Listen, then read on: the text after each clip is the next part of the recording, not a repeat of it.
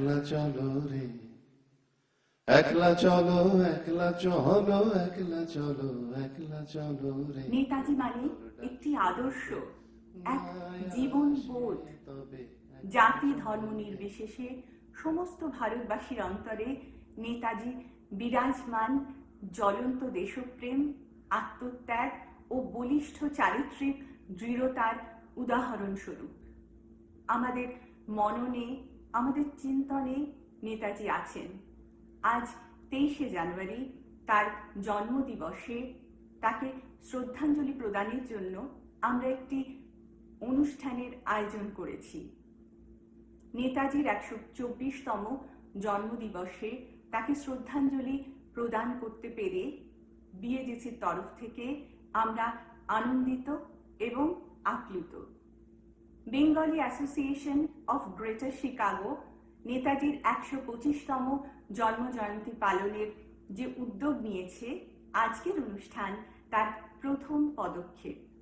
আমরা আজকে উপস্থাপিত করছি একটি সাংগীতিক অনুষ্ঠান। অনুষ্ঠানের শুভ সূচনা হবে কদম কদম বঢ়ায়ে যা এই সঙ্গীতটি দিয়ে।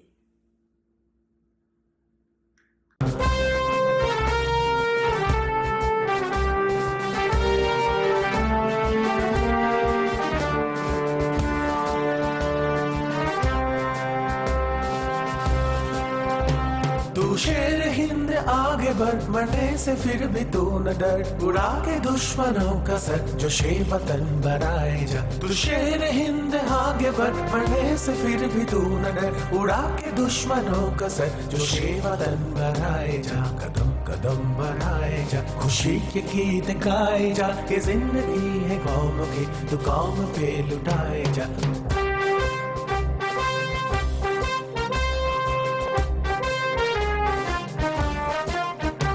चलो दिले पुकार के, कौमी निशान संभाल के, लाख ले पिगार के, लहराए जा। चलो दिले पुकार के, कौमी निशान संभाल के, लाख ले पिगार के, लहराए जा। कदम कदम बढ़ाए जा, खुशी के गीत गाए जा, ये जिंदगी है कौम की, तू कौम पे लुटाए जा। कदम कदम बढ़ाए जा, खुशी के गीत गाए जा, ये जिंदगी है कौम की, तू कौम पे लुटाए जा। कदम कदम बढ़ाए जा, कदम कदम बढ़ाए जा।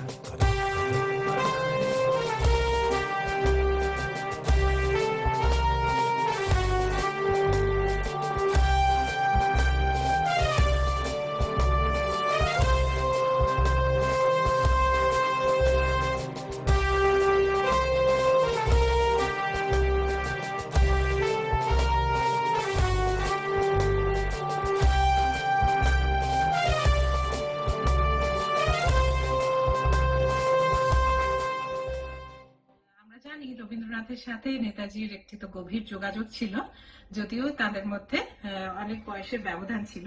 মানে রবীন্দ্রনাথ নেতাজির থেকে প্রায় 36 বছরের বড় ছিলেন।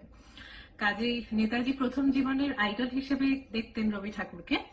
তারপরে আস্তে আস্তে তাদের মধ্যে একটা বন্ধুত্বের সম্পর্ক তৈরি হলো, এবং সবসময় যে তখন তাদের মধ্যে মতের মিলও হয়েছে সেরকম নয়। কিন্তু আবার 1939 সালে যখন নেতাজি কংগ্রেসের সভাপতির পদ থেকে পদত্যাগ করলেন, তখন আবার দেখি যে রবীন্দ্রনাথ তাকে দেশনায়ক হিসেবে বরণ করে নিলেন। কাজী নেতাজিকে আমরা যে সর্বভারতীয় ক্ষেত্রে নেতাজি হিসেবে চিনি, সেটি যেন সূচনা করলেন রবি ঠাকুর এই দেশনায়ক কথাটির সাথে। আর যে গানটি শোনাবো সেটি রবীন্দ্রনাথ লিখেছিলেন, তখন তার মোটে 16 বছর বয়স। ভারতীয় পত্রিকায় প্রকাশিত হয়েছিল। আর নেতাজির আরেকজন যিনি আইডল, স্বামী বিবেকানন্দ, তিনিও তার এক সংকলিত বইতে এই গানটিকে স্থান দিয়েছিলেন। গানটির কথাগুলো শুনলেই যেন মনে হয় গানটি সুভাষ তার নিজের জীবনের পাথেয় হিসেবে গ্রহণ করে নিয়েছিলেন। শুনুন। তোমারি তারে মা সপিনু এ দেহ,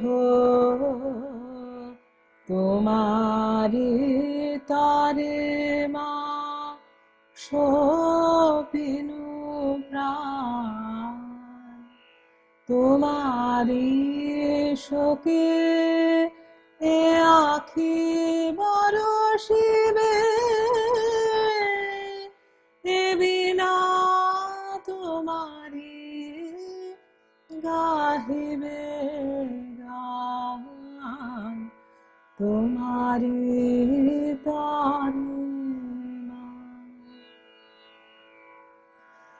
যদিও এ বাহু অক্ষম দুর্বল, তোমারি কার্য সাধিবে। যদিও এ অসি কলঙ্কে মলিন, তোমারি পাশ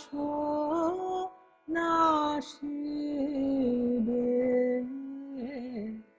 তোমারি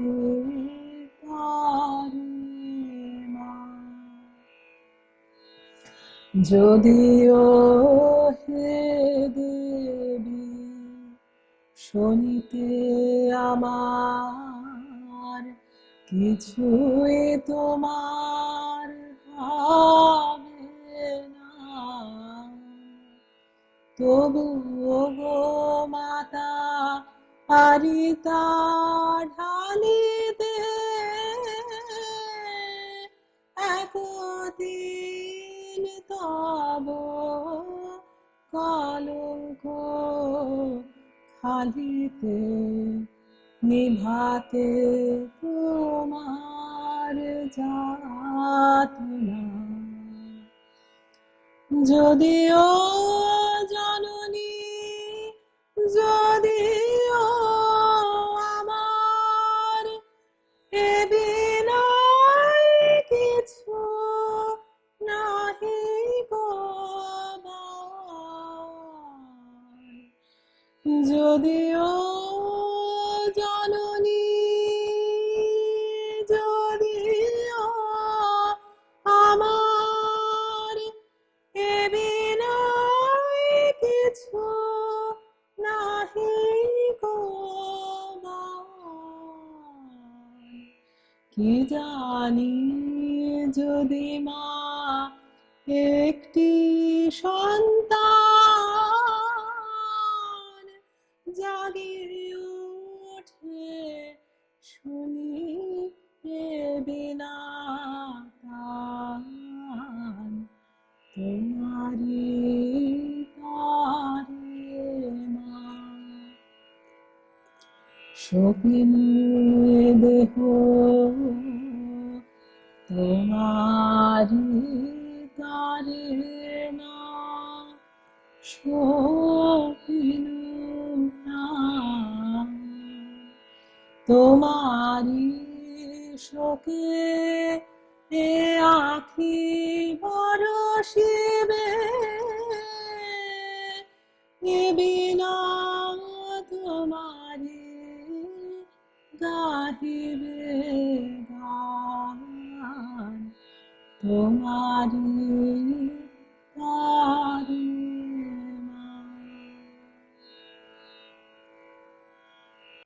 আমরা যারা প্রবাসী থাকি দেশ থেকে বহু দূরে, তাদের সন্তান সন্ততিরা নেতাজি সম্বন্ধে, তার আত্মত্যাগ সম্বন্ধে, তার আদর্শ নিয়ে বিশেষ কিছু জানার সুযোগ পায় না। এটা আমাদের দায়িত্ব, আমাদের কর্তব্য যে নেতাজির আদর্শ এবং তার বলিষ্ঠ চারিত্রিক দৃঢ়তাকে পরবর্তী প্রজন্মের কাছে তুলে দেওয়া। আমাদের উত্তরপুরুষ যারা ভবিষ্যৎ পৃথিবীকে সুন্দর করে তৈরি করবে, তাদের কাছে নেতাজিকে তুলে ধরার জন্য আমরা একটি ছোট ভিডিও তৈরি করেছি নেতাজির জীবনী এবং তার কর্মকাণ্ড নিয়ে। A brief biography of Netaji Subhash Chandra Bose.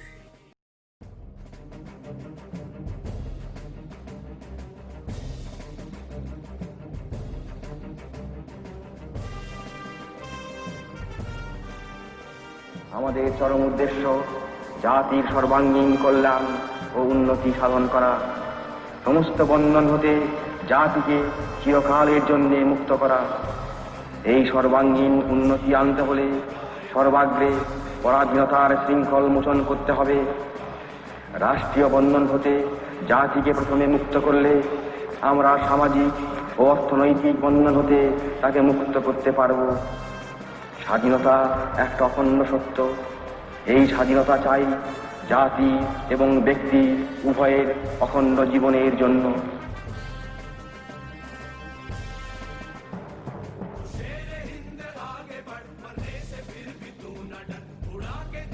1897 সালের 23শে জানুয়ারি কটকে সুভাষচন্দ্র বসু জন্মগ্রহণ করেন। শ্রী জানকীনাথ বসু ও শ্রীমতী প্রভাবতী দেবীর নবম সন্তান ছিলেন সুভাষচন্দ্র। স্বামী বিবেকানন্দ ছিলেন নেতাজির জীবন দেবতা। শ্রী রামকৃষ্ণ ও বিবেকানন্দের আদর্শ তাঁকে গভীরভাবে অনুপ্রাণিত করেছিল। বিএ পাশ করার পর সুভাষচন্দ্র লন্ডনে গিয়েছিলেন আইসিএস পরীক্ষার প্রস্তুতি নিতে। চতুর্থ স্থান অধিকার করার পরেও আইসিএস এর মতো চাকরি তিনি পরিত্যাগ করেন ব্রিটিশ সাম্রাজ্যবাদী শাসকের অধীনে চাকরি করবেন না বলে। এটাই ছিল তার প্রথম আত্মত্যাগ। তারপরে তিনি কলকাতায় ফিরে এসে দেশের কাজে ব্রতী হন। দেশবন্ধু চিত্তরঞ্জন দাস ছিলেন সুভাষচন্দ্রের রাজনৈতিক গুরু ও পথপ্রদর্শক। 1924 সালে সুভাষচন্দ্র কলকাতার মেয়র নির্বাচিত হন। 1938 সালে ভারতীয় জাতীয় কংগ্রেসের সভাপতি নির্বাচিত হন সুভাষ। সে সময় সর্বভারতীয় নেতা হিসেবে তার জনপ্রিয়তা ছিল বিপুল। পরের বছর অর্থাৎ 1939 সালে তিনি দ্বিতীয়বার কংগ্রেসের সভাপতি নির্বাচিত হন পট্টভি সীতারামাইয়াকে পরাজিত করে।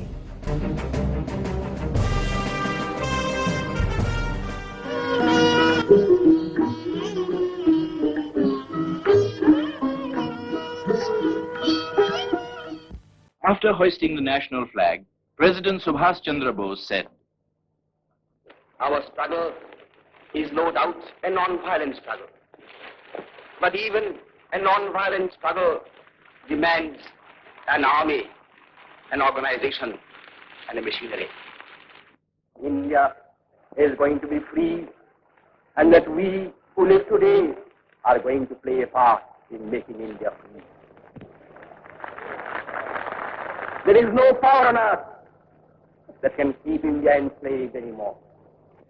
Let us strive for India's freedom one day more. রাজনৈতিক কর্মপন্থা নিয়ে মতবিরোধ হওয়ায় সুভাষচন্দ্র কংগ্রেস থেকে পদত্যাগ করার সিদ্ধান্ত নেন।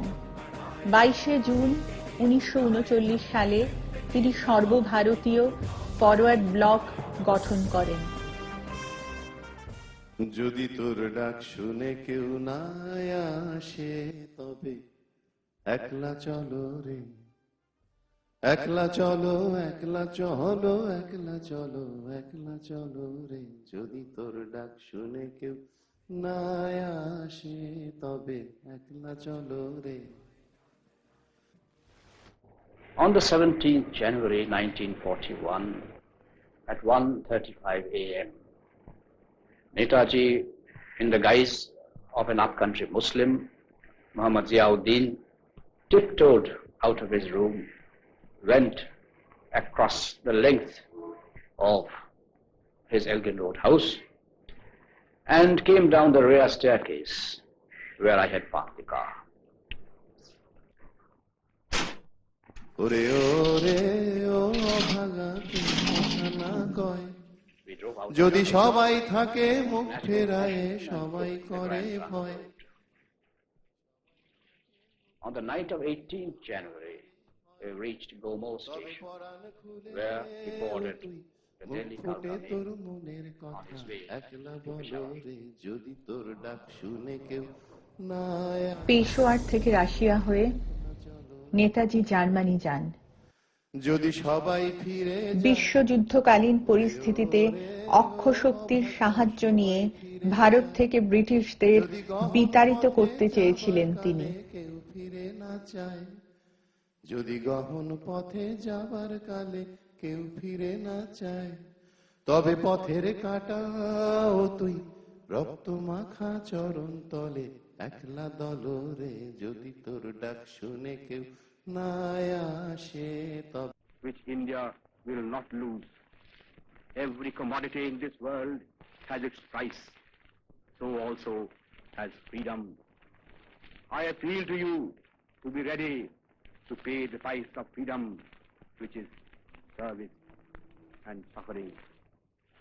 The first Azad Hind Forge was formed in Berlin in September 1941, comprising Indian prisoners of war from Europe and North Africa. যদি আলো না ধরে, ওরে ওরে ও অভাগা আলো না ধরে, যদি ঝড় বাদলে আধার রাতে দুয়ার দেয় ঘরে, যদি ঝড় বাদলে আধার রাতে দুয়ার দেয় ঘরে, তবে বজ্রা নলে আপন বুকের পাঁজর জ্বালিয়ে নিয়ে একলা জলরে, যদি তোর ডাক শুনে কেউ না আসে তবে একলা চলো রে।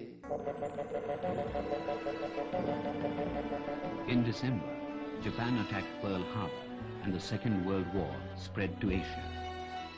The fall of Singapore rocked the foundations of the British Empire. Netaji arrived in Singapore. Veteran revolutionary Rash Bihari Bose, founder of the Indian Independence League, who had made Japan his home to save himself from British reprisal, entrusted Netaji with the leadership. वो जान हिंद आ गए है नाज जिस पे हिंद को, वो शान हिंद आ गए। सुभाष जी वो जान हिंद आ गए है नाज जिस पे। দক্ষিণ পূর্ব এশিয়ায় আজাদ হিন্দ বাহিনী বিপুল জনসমর্থন লাভ করে। আজাদ হিন্দ বাহিনীর প্রথম মহিলা রেজিমেন্ট ঝাঁসির রানী রেজিমেন্ট তৈরি করা নেতাজির অনবদ্য অবদান। আজাদ হিন্দ সরকারের নিজস্ব মুদ্রা, ডাকটিকিট ব্যবস্থা, নিজস্ব আইন নেতাজির সাংগঠনিক প্রতিভার পরিচয় দেয়। 1942 সালে জাপান আন্দামান এবং নিকোবর দ্বীপপুঞ্জ দুটি নেতাজির হাতে তুলে দেয়। নেতাজি এই দুটি দ্বীপের নাম পরিবর্তন করে রাখেন শহীদ দ্বীপ এবং স্বরাজ দ্বীপ।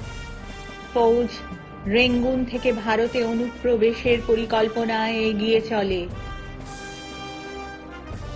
18 মার্চ 1944 সালে ভারতের মাটিতে আজাদ হিন্দ ফৌজ প্রথম পদার্পণ করে। ইম্ফলের পথে তাদের প্রবল প্রতিরোধের সম্মুখীন হতে হয়। যুদ্ধ দীর্ঘস্থায়ী হয়, বিমান পথে জাপানের সাহায্য বন্ধ হয়।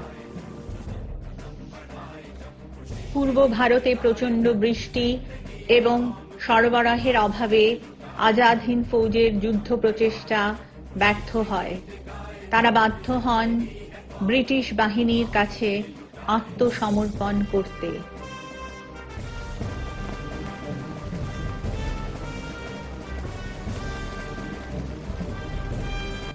Friends, I do not know how many of us who are going to participate in the coming battles will survive to see India free. But whether we survive or not, whether we individually live to see India free or not, we are confident that India shall be free.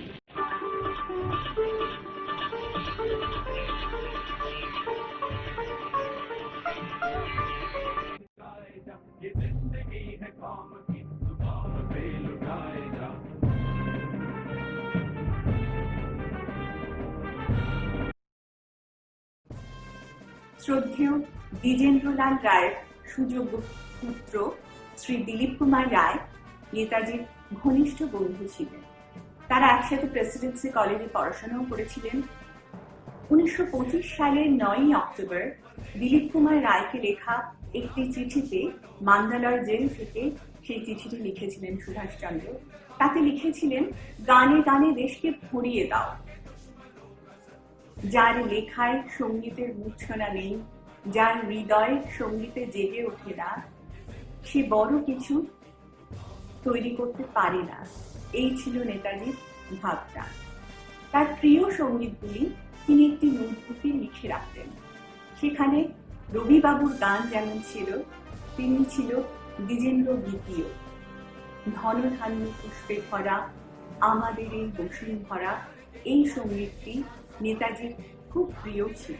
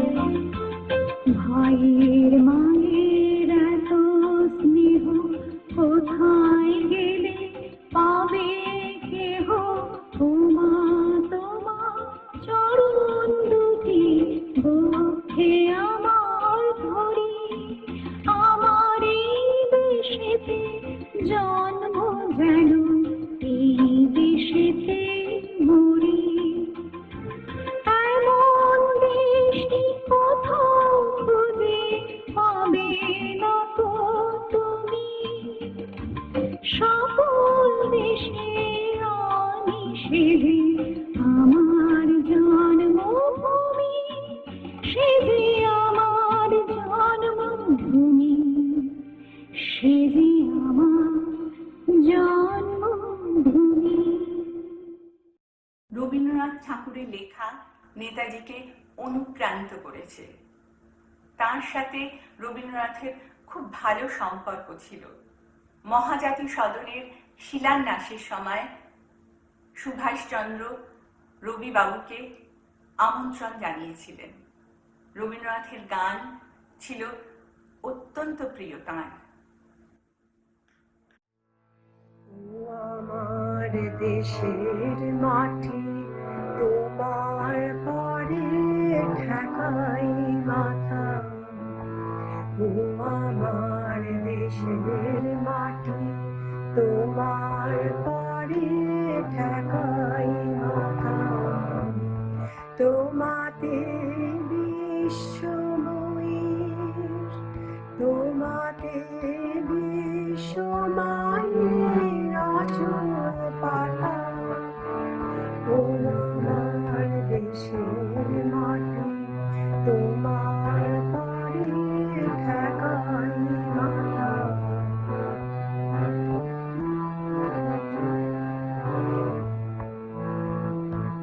তুমি মিশেছো মোর দেহের সঙ্গে, তুমি মিলেছো মোর প্রাণে মনে, মিশেছো মোর দেহের সঙ্গে, তুমি মিলেছো মোর প্রাণে মনে।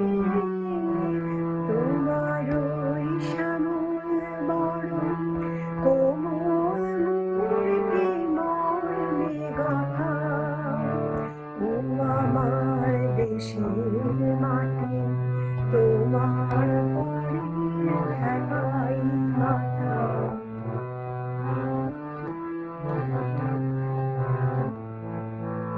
ও মা তোমার কোলে জনম আমার, মরণ তোমার বুকে, ও মা তোমার কোলে জনম আমার, মরণ তোমার বুকে। তোমার পরে কেন আমার দুঃখে সুখে,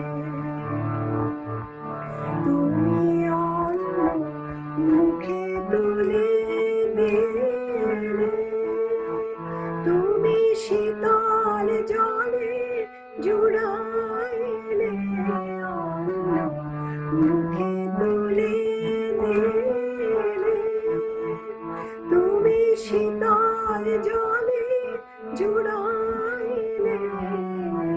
তুমি যে সকল সহায় সকল মহামাতার মাতা, ও আমার দেশের মাটি তোমার পরে ঠেকাই মাথা।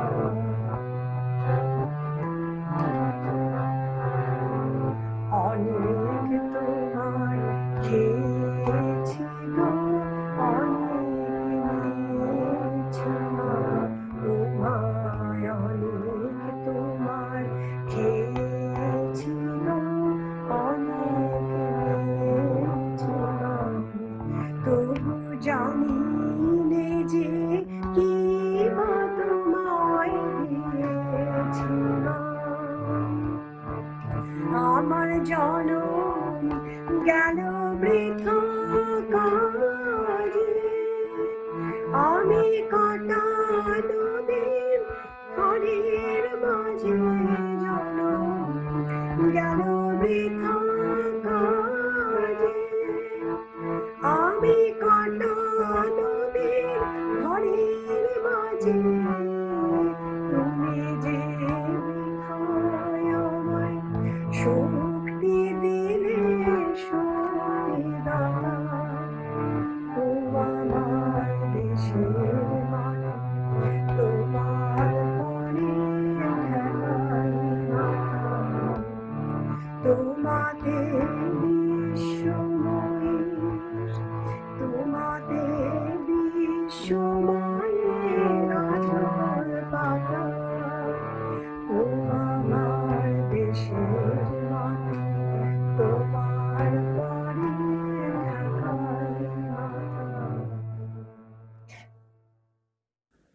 জাতীয়তাবাদী আন্দোলনের গতিধারাকে স্তব্ধ করার জন্য জাতীয়তাবাদী আন্দোলনের নেতৃবর্গ অর্থাৎ বাঙালিদের দুর্বল করার জন্য 1905 সালে লর্ড কার্জন বঙ্গকে ভঙ্গ করার ঐতিহাসিক সিদ্ধান্ত গ্রহণ করেন।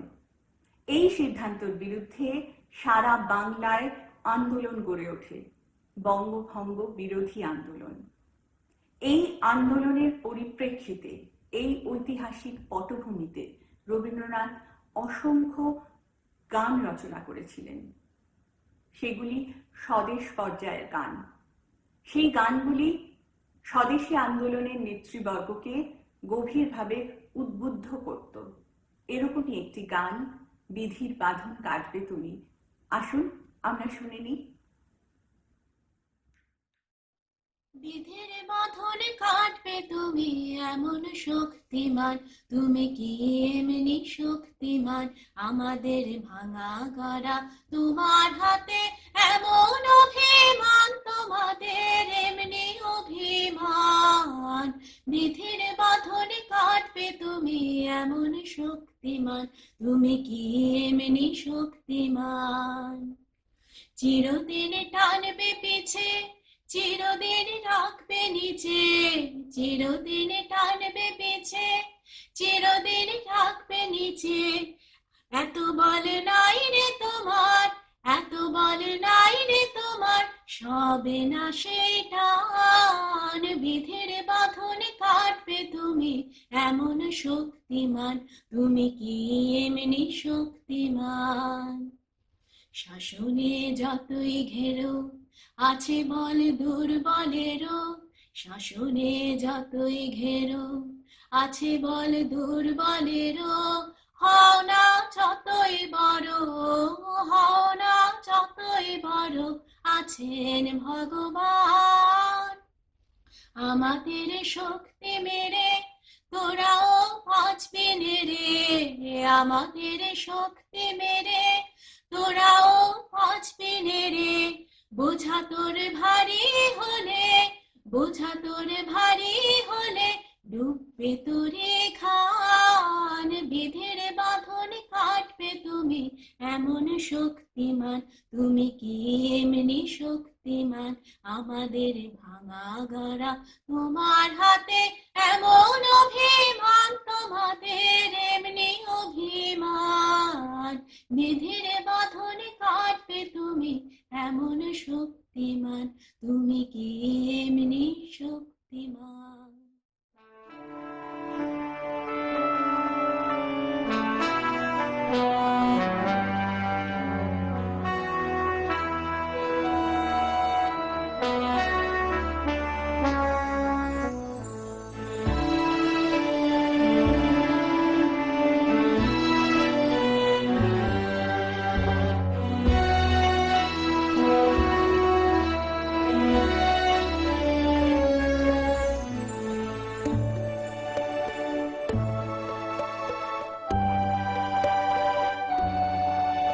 सुभाष जी, सुभाष जी, वो जान हिंद आ गए, है नाज जिस पे हिंद को, वो शान हिंद आ गए। सुभाष जी, सुभाष जी, वो जान हिंद आ गए, है नाज जिस पे हिंद को, वो शान हिंद आ गए। सुभाष जी, सुभाष जी, सुभाष जान हिंद है, सुभाष शान हिंद है। सुभाष आन हिंद है, सुभाष मान हिंद है। सुभाष जी, सुभाष जी, वो जान हिंद आ गए, है नाज जिस पे हिंद को, वो शान हिंद आ गए। सुभाष जी, सुभाष जी। নেতাজিকে শ্রদ্ধার্ঘ্য নিবেদন করার জন্য আমরা যে ক্ষুদ্র অনুষ্ঠান করেছি তাতে সমারোহ নেই, আছে আমাদের অন্তরের গভীর ভালোবাসা। এই অতিমারির পরিস্থিতিতে বিশাল বড় কোনো আয়োজন আমাদের পক্ষে করা সম্ভব হয়নি। শুধু নেতাজির প্রতি আমাদের ভালোবাসা, শ্রদ্ধা এবং তার আদর্শকে আমাদের উত্তর পুরুষের কাছে রেখে যাওয়ার বাসনা থেকেই এই অনুষ্ঠানের আয়োজন।